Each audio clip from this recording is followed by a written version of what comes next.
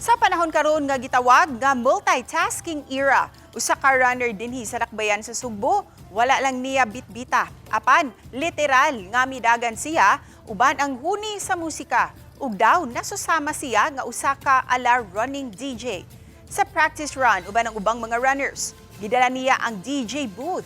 Ug saysay sa youth scooper nga si Code Rennie Jane, nang plano ang organizers nga magpatukar pinaagi sa DJ setup sa ilang pickup.